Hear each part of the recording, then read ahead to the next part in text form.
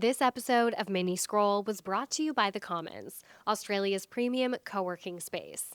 The Commons is truly a main character in the Centennial World cinematic universe, as the Chippendale location has been our home for over 5 years, and it's where we record this podcast every single day, except for today.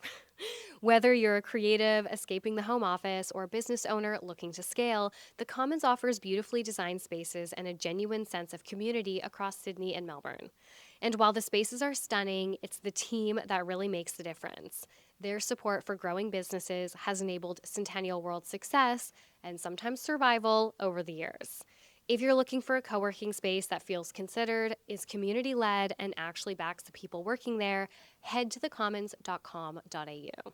Hi everyone, welcome to Mini Scroll, the daily internet culture podcast bringing you the biggest stories from social media, the creator economy, and the digital space every Monday through Thursday and sometimes Fridays.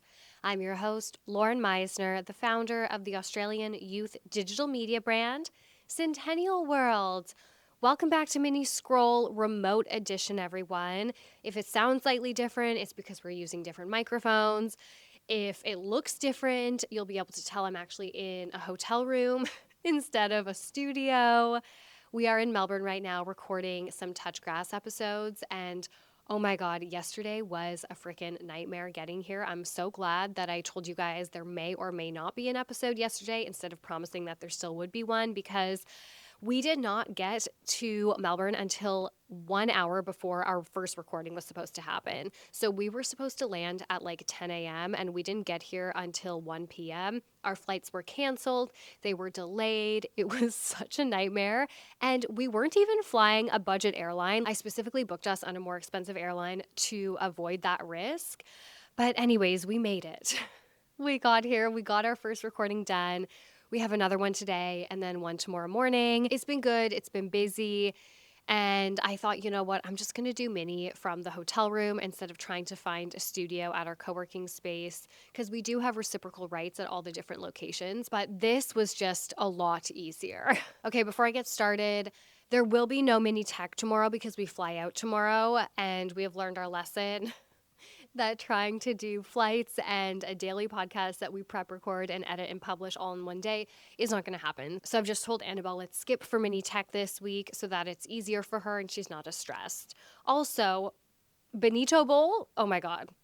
We were actually in the air when it was happening and we landed, and getting such an influx of like comments and footage and content about it was so amazing. I saw so many people crying. Like, it was honestly such a beautiful, amazing performance. And I was actually talking in our Discord today about how I was consuming a lot of content about all the different symbolism that was throughout the performance. And oh my God, it was just amazing. I'm sure you guys have all seen this. It was really amazing. And I actually have no idea who won the Super Bowl.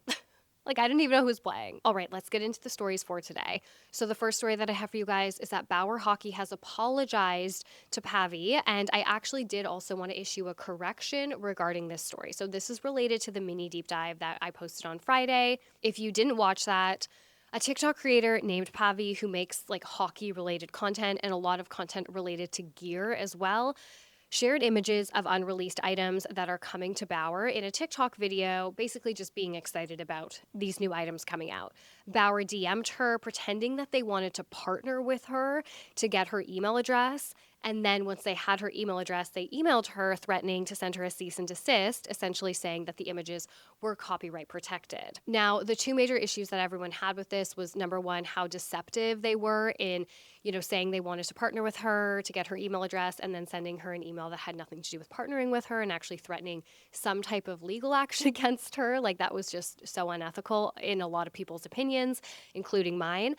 And the second thing was that people were very much under the impression that the catalog was free and had been released, like it was publicly available. However, Bauer has confirmed that's not the case. The catalog was not publicly available yet, so she actually was sharing embargoed content. And I believe I even said I don't think that this catalog is embargoed as far as I know. I actually thought she got it in the mail, but No, Pavvy did confirm in a TikTok comment last week that the catalog allegedly is available for download across a bunch of different websites for free. So I think that's how she got it. But yes, apparently it did actually contain essentially like embargoed information that she shared. Okay, so Bauer has posted this on TikTok. Last week, we made a big mistake. We contacted TikTok creator at Pavvy the goalie, saying we were interested in a partnership when our real intent was to ask for a post featuring unreleased product information to be taken down. In our rush to address the post, we made a bad call and misled a genuine supporter. That was wrong and we apologized, but we recognize that wasn't enough. To Pavvy, how we handled this wasn't fair to you. You're a passionate hockey player and you're a loyal supporter of our brand. We damaged your trust and we're sorry for that. To the hockey community, we care deeply about this community and the creators who help grow the game. We got this wrong and we're committed to doing better. We are real people who love hockey and we made a real mistake, Bauer social team. And then their comments are literally filled with people being like, unreleased product information, unreleased, but it's a catalog that got mailed to her, unreleased, but it's free for download on all these websites. And they are essentially copying and pasting a very similar statement that reads, just to add some context, the images weren't from a publicly available catalog and hadn't been shared by us. They were unreleased materials. That doesn't excuse what we did. So yeah, I feel like that's putting an end now to this whole saga, but I'm glad that they publicly addressed it as well. Like, I'm glad that they put it front and center on TikTok. It's not a story. It's not something that's going to disappear. Hopefully they don't take it down. And they left the comments up, which is a good start. Okay, the next story that I have for you guys today, it is also a quick one, but I'm sure you guys have seen it. I need to talk about how there was this video that went so viral literally over the last day. It has 20 million views in basically a day, of somebody who's at Drag Bingo, a creator named Evan at Drag Bingo. And they made a video and it read, at Drag Bingo and had no more cash, so I gave her a Chipotle gift card. So it's, one of the drag queens dancing and singing over to a table, and then Evan hands the drag queen a Chipotle gift card instead of cash. Now, this video went so viral partly because of the queen's reaction. Like, it's really funny, it's really memeable. The whole situation is hilarious, okay? And both Evan and the drag queen, Michelle Levine, jumped on this so fast. Literally the next day, they went to Chipotle together. So first they filmed this video of Michelle just eating Chipotle by herself at a table in full drag. And Evan was like, oh, she made it to Chipotle. And then they filmed all this content together at Chipotle. And oh my God, it's so cute. I just needed to mention it. Like, it's a truly viral moment, like 20 million views. Like, that is truly viral. A lot of people try and figure out ways to extend their virality moment or to play into it. And I feel like this is a really funny way. It's a really authentic and unique way. It's really cute. I love that they met up. That's really fun. And yeah, it's just like cute. It's wholesome. I love it. Okay, the next story that I have for you guys today is that MrBeast has purchased the Gen Z creator-backed banking app, Step. So Beast Industries, which is MrBeast's company, has acquired Step, a fintech platform that focuses on helping young people manage money and build financial literacy. Step provides tools like spending accounts, debit cards, credit building features, and it's all allegedly designed for Gen Z and Gen Alpha. I would actually say probably more so Gen Alpha now at this point. According to the announcement, Step will continue operating its platform while gaining access to Beast Industries' scale, resources, and audience reach. So this is from Business Wire. Quote, Step's mission and offerings have attracted over 7 million users and notable investors such as four-time NBA champion Stephen Curry, social media sensation Charli D'Amelio, Justin Timberlake, Will Smith, and the Chainsmokers. Do you guys remember this? Okay, so I saw this story. Annabelle sent it to me, and she was like, you should include this in Mini today. And I was like, I swear Step was like that bank that Charli D'Amelio was promoting back in like 2020. And anyways, I was right. That is brand awareness. The fact that I remembered that, I don't live in the US. I've obviously never used this bank. I don't know anything about it. I am not in that world at all. But I was like, wait, I do think that's the one that Charli D'Amelio was using, or at least promoting. So it continues, Step, along with their experienced team, will accelerate Beast Industries' ability to deliver comprehensive financial wellness solutions across its evolving platform. The fact that I just read a sentence that said, will accelerate Beast Industries' ability to deliver comprehensive financial wellness solutions is insane. So, MrBeast's strategy now is very clearly to use his influence as one of the biggest creators in the world to expand his power into various sectors.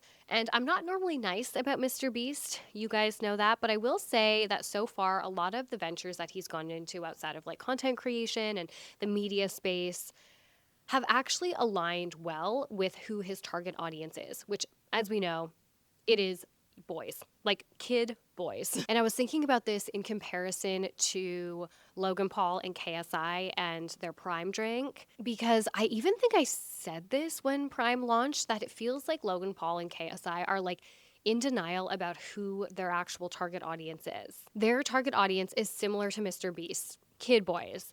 But Logan and KSI, they came together, they launched Prime. At first, it was wildly successful. Shortly after they launched, they had a $1.2 billion valuation.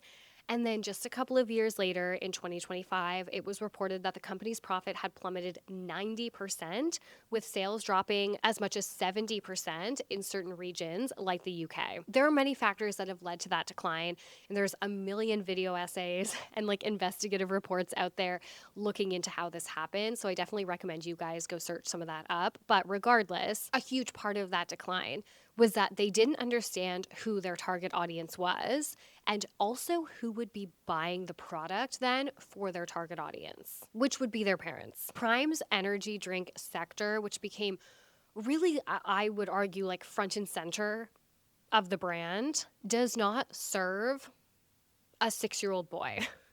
And there was so much pushback against Prime Energy from parents all around the world that they faced these massive lawsuits, they faced bans. Like, it became this huge nightmare for them. And I don't understand why they launched Prime Energy, and I don't understand why they launched it as so central to their brand, because I actually think that was a huge detriment to them. It feels like almost with Prime, they created a product that was for their dream audience as opposed to for their actual audience.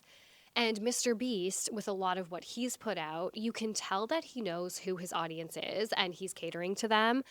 And with Step, I would say that's true too, right? Like Gen Alpha, they will be getting bank accounts very soon. And it makes sense that MrBeast's audience, these young boys, they will be begging their parents to sign up to MrBeast Bank. Will the parents do it? I don't know. I guess that's probably why they kept like the whole Step team involved. I imagine that's partly a PR play from like a trust perspective. I'm sure also like an operationals play as well.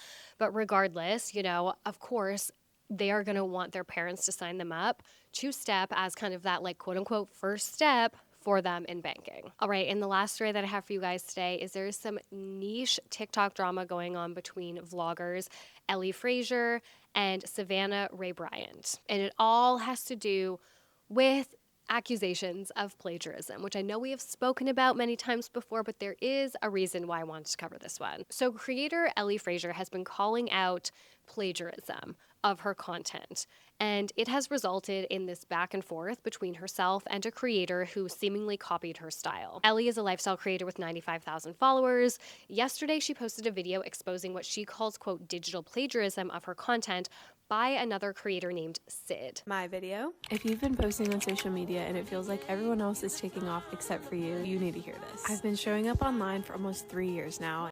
Her video. Posting on social media every single day, and it feels like you're watching everyone else blow up while you're stuck in the same place. This is for you. I've been posting online for over a year now. In her caption, she wrote, "She doesn't even follow me." After posting this video, users started sending Ellie content from another creator named Savannah, who her followers said they've noticed seemingly also copies Ellie's content. This time, Savannah and Ellie are actually mutuals. Hi, I'm Ellie. 3 years ago, I decided that I wanted to be a content creator. Hi, I'm Savannah. 2 years ago, I decided that I wanted to be a content creator. I was watching so many girls just like me build communities online and have the opportunity to make tons of money working with brands they actually I love. was following so many girls just like me that seem to be building huge communities online and making tons of money overnight, working with brands I've dreamed about. I had always loved sharing my life I online. have always loved sharing my life online. So then Savannah responded. Let's check in because apparently we need one. Yes, I posted a video. No, I did not invent the concept of filming myself doing things on the internet. If my video reminded you of someone else's, that's fair. I did use her as a little bit of too much of inspo, but the video was cool, the concept was cool. I thought it could be a cute trend for other creators to pick up. And if they copied, My videos get copied. Okay, cool. I don't really care. That's kind of how the internet works. Things recycle. But what isn't cool is turning it into a pylon, sending people to bully other people. That part is not so cute. After I posted this video last night, one of my followers sent me Savannah's video, which was word for word copying my script and my editing throughout the entire video. I DM'd Savannah, I complimented her editing because her editing is great, and we're mutuals on TikTok, and as soon as I messaged her, within 5 minutes, she unfollowed me. And so I took that as a response in and of itself, which is why I made the video. Digital plagiarism is a thing. When you are monetizing your platform using somebody else's work, that's just not okay. Okay, so this is not the first time that we've spoken about a similar type of situation or drama on Mini, but I wanted to bring it up this time because the response to this particular situation, I feel like it's showing a shift in the creator economy and showing a shift in terms of like what we expect from content. In the past, it seemed like creators who were part of similar feuds or getting called out for similar things, they were aware that they had copied. Okay, this is definitely like a generalization, but stick with me. And the same was true for followers and commenters. It was obvious that it was wrong and they knew they had plagiarized. Now, the reaction from both Savannah but also users in the comment section is what makes this really interesting to me because these reactions have indicated to me that we've undergone arguably like a cultural shift online where it appears so many people don't realize that this is wrong or how and why it's wrong. And I believe this has to do with two things. I think how TikTok has possibly permanently changed our expectations of content creation, and of course, the rise of AI. So part of why I think we keep seeing these examples of plagiarism in the creator economy is that TikTok is so dominant and the platform's mass popularity has really impacted what we expect from content creators because the foundation of TikTok is built off of quote unquote copying each other.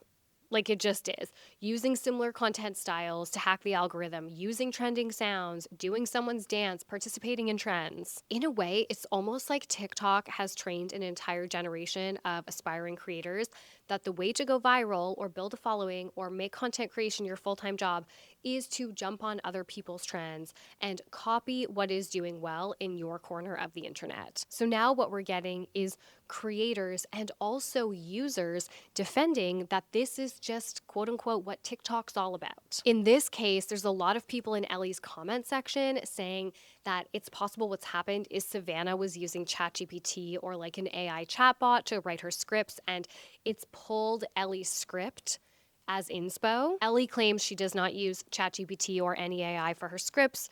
And you guys know something actually similar happened to us where there was a creator who made a video essay and a big portion of one of our deep dive scripts was essentially, it was almost word for word in a section of her video. And when we talked to her about it, she was like, I use the AI for my scripts to help me with my scripts. So what possibly could have happened was through her prompt, a chatbot pulled our script, as part of the inspo for writing her deep dive. However, in this situation, I don't actually think that's what happened because Savannah did respond to somebody in the comment section who called her out for copying Ellie's voiceover. And she wrote, "This is literally how trends start." So she very obviously knew that she was taking her script nearly word for word. However, this is an indication, she could be playing dumb, I don't know, but this is an indication of her thinking that this is just like a trend. Like taking somebody's content nearly word for word, she's saying like, well, this is just me participating in a trend. Like I'm helping this trend start. And so many users are in the comment section saying the same thing. Like a lot of people are of course on Ellie's side, but there are also a ton of people that don't understand why she'd be upset about this and feel like, well, you probably use AI for your script writing, so it's not your original work anyways. They feel like, well, this is just how trends start. This is just how TikTok is. There's a million videos on this app with similar voiceovers, similar styles of content. So we're at a very interesting place because TikTok becoming like the social media platform, the culture defining, culture creating social media platform, and that coinciding with the rise of AI now, there seems to be so much misunderstanding right now about what unique content creation is, what algorithms want from us, what's ethical, what's unethical, what can be, labeled as plagiarism and copying. We're at an interesting time. Because if this was even like 8 years ago and one lifestyle vlogger copied the script nearly word for word of another lifestyle vlogger, even if, the images were different, like the content, the footage was different, and it was related to her life rather than the others. But if the script was that similar, that would be a huge scandal. We would never think, well, this is just how YouTube trends start. Like this is just how you make content now. That's just how YouTube is. We would never make that excuse. And so it's really interesting the time that we're in right now. I don't have the solution. I'm just reporting on what I'm seeing. Anyways, guys, that's it for Mini Scroll today. Thank you so much for listening. I love you guys. Please remember to rate, review, and subscribe. Apologies for the rogue episode today, but I will be back in studio for a normal Mini Scroll again on Thursday and also Friday. All right, bye. Centennial World Podcast Network operates on Gadigal land. We would like to acknowledge the Gadigal of the Eora Nation, the traditional custodians of this land, and pay our respects to elders both past and present.